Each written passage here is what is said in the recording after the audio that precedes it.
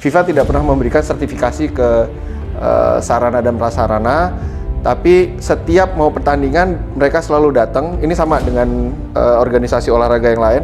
Mereka akan datang, mereka akan lihat satu, kesiapan panpelnya, yang kedua kesiapan sarana dan prasarananya, gitu ya. Dalam hal ini stadion-stadion itu. Jadi yang dilihat nggak hanya satu. Waktu U20 sebelumnya mereka juga salah satunya datang ke JIS, tapi masih dalam tahap konstruksi. Dan mereka memberikan komentar yang sebenarnya cenderung positif. Saya sendiri nggak hadir langsung ya. Jadi artinya orang FIFA sebenarnya sudah pernah ke situ? Sudah. Tapi stadionnya belum siap, memang secara fisik juga belum siap secara konstruksi. Pernyataan perusahaan jasa desain dan konsultasi asal Inggris Buro Happold. Buro menyebut desain Jakarta International Stadium tidak sesuai dengan panduan mereka. Buro menyebut pihak yang meminta agar terlibat dalam proyek JIS adalah Jakarta Konsultindo. Adapun Jakon merupakan anak perusahaan dari BUMD DKI Jakarta, PT Jakarta Propertindo. Bertanya kepada Jakpro soal pernyataan Buro Happold terkait JIS tidak sesuai dengan desain konsultasi asal Inggris tersebut. Yang dimaksud tidak sesuai itu bukan infrastruktur bangunan dan lapangan. Yang dimaksud Jakpro dengan tidak sesuai dengan desain awal itu bukan si gedungnya atau stadionnya, tapi memang hal-hal yang melingkupi yang menjadi tanggung jawab dari Buro Happold. Salah satunya yang dimaksud upaya menghadirkan pelaku UMKM yang akan dikelola warga sekitar JIS. Hal itu masih dalam tahap persiapan Jakpro selaku BUMD yang bertugas sebagai pengelola JIS. Nah, pada saat menyusun basic design, baru Buro Happold terlibat di situ sebagai penasehat sebenarnya. Jadi memang dia tidak pernah mendesain. Gitu, di dalam ini, dari memberikan konsultan advice lah itu ya. Iya.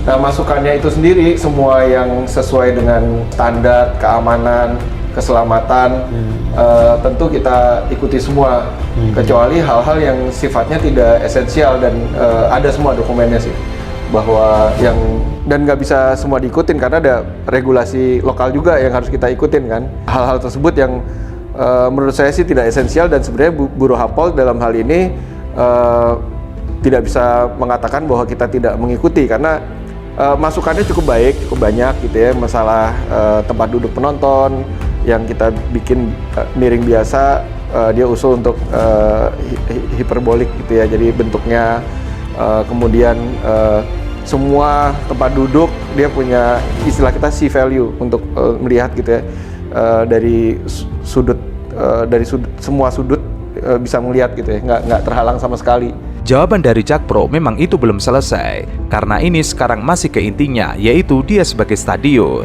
Tapi kemudian tentang bagaimana interaksi dengan masyarakat sekitar, itu memang akan dikerjakan. Sebelumnya, Buro Happold buka suara terkait polemik JIS yang dinilai masih banyak kekurangan, sehingga perlu diperbaiki. Dalam keterangannya, Buro mengaku tidak terlibat dalam mendesain JIS, baik dari segi konstruksi maupun mendesain stadion. Jadi selain teknis, mereka juga memberikan saran tentang ekonomi gitu ya, karena konsep kami juga ada seperti itu. Stadion itu bisa menghidupi diri sendiri, ada retail, ada corporate box, seperti stadion-stadion modern lainnya di luar negeri, dan stadion-stadion yang baru lah ya. Jumlah itunya nggak, jadi sebenarnya bukannya tidak standar, tapi tidak, ada beberapa kendala karena jumlah penonton dan lain-lain, itu nggak harus diikutin gitu loh. Mereka nggak membuat panduan tetap dari bukunya FIFA yang saya sampaikan tadi. Mereka memberi komentar terhadap gambar kita gitu. Oh, ini gambarnya ini kalau mau. Berarti itu panduannya itu bukan dari mereka yang ngasih, oh panduannya harus kayak begini. Enggak. Tetap FIFA punya. Tetap dari FIFA. Kita baca sendiri bukunya FIFA. Dan dari FIFA seperti ini. Yang penting kita nggak melanggar. Seperti yang paling esensial sebenarnya, setiap orang bisa keluar ke daerah aman dalam waktu 8 menit. Itu dipenuhin. Buro Happold menjelaskan pihak yang membuat panduan desain serta jasa konsultasi JIS, yaitu Jakon. Buro Happold pernah diminta Jakon membuat panduan desain serta memberikan jasa konsultasi pada Desember 2018 hingga Maret 2019. Buro Happold juga menjelaskan ruang lingkup yang dilakukan pihaknya dalam membuat panduan sesuai dengan permintaan Jakon. Hal itu terkait dengan persiapan pembuatan panduan desain, kemudian membuat penilaian soal teknis dan komersial, lalu konsep rencana induk untuk area di sekitar stadion, serta jalan implementasi. Selama masa pembuatan panduan itu, perusahaan memastikan agar desain seluruh aspek yang berkaitan dengan standar FIFA terpenuhi. Pada saat normal, bukan emergency, semua stadion itu bisa kosong dalam waktu 10 menit. Wow. Itu bisa. Wow. Bisa. Dari 82.000 itu Ya, bisa. ada ratusan pintu keluar, kemudian dia masuk ke koncourse yang lebar gitu ya, ada di keliling stadion itu sekitar 35 meter, kemudian dia bisa keluar lewat 2 rem yang besar itu, dan sebenarnya ada 8 tangga kalau nggak salah. Ada banyak tangga yang pada saat bubar sebenarnya bisa bubar. Nah, sekarang tinggal bagaimana mengendalikan kerumunan gitu loh. Artinya dari soal akses sebenarnya untuk orang keluar, ya. masuk dan keluar itu no problem. Nggak masalah. Konsultan desain yang bermarkas di Inggris, Buro Happold, menyebut proyek Jakarta International Stadium tidak sesuai dengan konsep desain orisinil dari Buro Happold. Produser Jakarta Melayu Festival, Gis Khalifa, menyebut perubahan desain hal biasa jika ada kendala. Gis awalnya menerangkan Buro Happold kerap memberikan jasa di bidang building service engineering, ekonomi, ground engineering, people movement, strategic planning, structural engineering, transport and mobility, visualization, and water. Waktu mereka juga melihat stadion-stadion lain, ya harusnya U17 sama gitu ya. Stadion-stadion lain juga dilihat, dan tentunya PSSI dalam hal ini pemerintah melakukan perbaikan-perbaikan juga di tempat lain gitu. Bukan apa-apa, memang untuk menyesuaikan dengan requirement atau permintaan dari pertandingan U17. Mungkin kalau Piala Dunia senior permintaannya jauh lebih banyak gitu. Apa yang sudah kami desain di sini sebenarnya sudah memenuhi ketentuan. Yang paling penting, paling utama adalah keselamatan dan keamanan sebenarnya.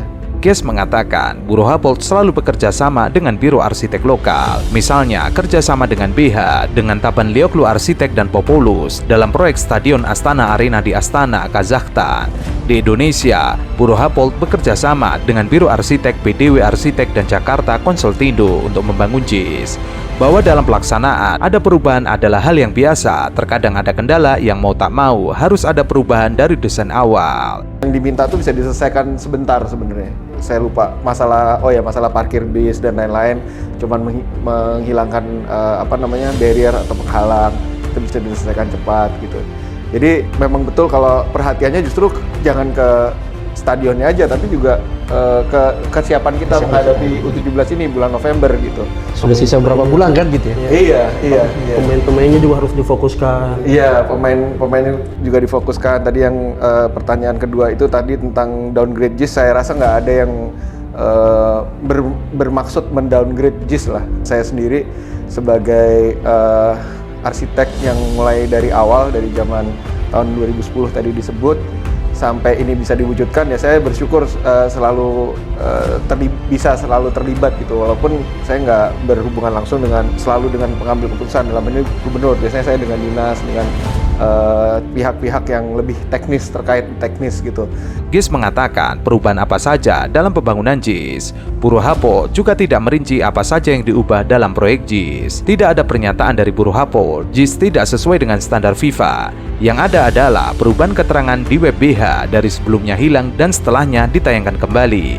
Gis tidak masalah jika JIS mau dikembangkan aksesnya, sebab pembangunan JIS memang belum rampung sepenuhnya. Salah satu yang disinggung Gis adalah soal stadion dekat JIS yang sampai saat ini belum bisa digunakan. Ia mengatakan setuju dibuat pansus untuk menyelidiki JIS, namun juga harus ada perlakuan yang sama terhadap Mandalika. JIS menggunakan dana pen atau pinjaman yang bukan hibah. Mandalika memiliki utang 4,6 triliun, mengalami kerugian miliaran rupiah, bahkan kembali meminta penyertaan modal. Selidiki keduanya hingga tuntas agar semua tahu mana yang digarong dan siapa malingnya.